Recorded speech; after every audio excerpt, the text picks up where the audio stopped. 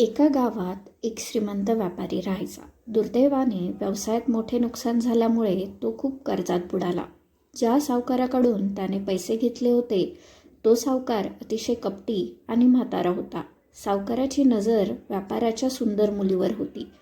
त्याने व्यापारासमोर एक अट ठेवली, जर तुझ्या मुलीचे लग्न माझ्याशी लावून दिले तर मी तुझे सर्व कर्ज माफ करेन. व्यापारी आणि त्याची मुलगी दोघेही हादरले. तेव्हा सावकाराने एक खेळ सुचवला. तो म्हणाला की मी एका पिशवीत जमिनीवरचे 2 खडे टाकेन, एक काळा आणि एक पांढरा. तुझ्या मुलीने डोळे मिटून एक खडा बाहेर काढायचा. जर तिने काळा खडा काढला तर तिला माझ्याशी लग्न करावे लागेल आणि कर्ज माफ होईल. जर तिने पांढरा खडा काढला तर लग्न करण्याची गरज नाही, पण तरीही कर्ज माफ होईल. जर तिने खडा काढायला नकार दिला तर तिच्या वडिलांना तुरुंगात जावे लागेल. सावकाराने जमिनीवरून 2 खडे उचलले. मुलगी हुशार होती. तिने पाहिले की सावकाराने दोन्ही खडे काळेच उचलले होते आणि पिशवीत टाकले होते. तो फसवणूक करत होता. मुलीकडे 3 पर्याय होते. सावकाराचा डाव उघड करणे, ज्यामुळे वडील संकटात आले असते, खडा काढायला नकार देणे आणि ती निमूटपणे काळा खडा काढून स्वतःचे आयुष्य उद्ध्वस्त करणे. पण तिने चौथा मार्ग निवडला.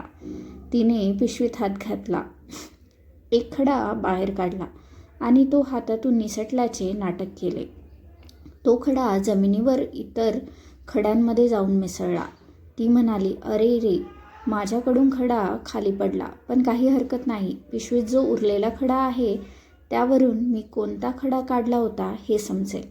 पिशवीत उरलेला खडा काळा होता, याचा अर्थ तिने काढलेला खडा पांढरा होता, असे सर्वांना वाटले. सावकाराला आपली चोरी मान्य करता आली नाही आणि मुलीने आपल्या बुद्धीच्या जोरावर वडिलांचे कर्जही माफ केले आणि स्वतःचे आयुष्यही वाचवले. आयुष्यात अनेकदा अशा समस्या येतात जिथे आपल्याला वाटते की आता कोणताही मार्ग उरलेला नाही. पण अशा वेळी घाबरून न जाता शांत डोक्याने विचार केला तर प्रत्येक संकटात एक संधी दडलेली असते.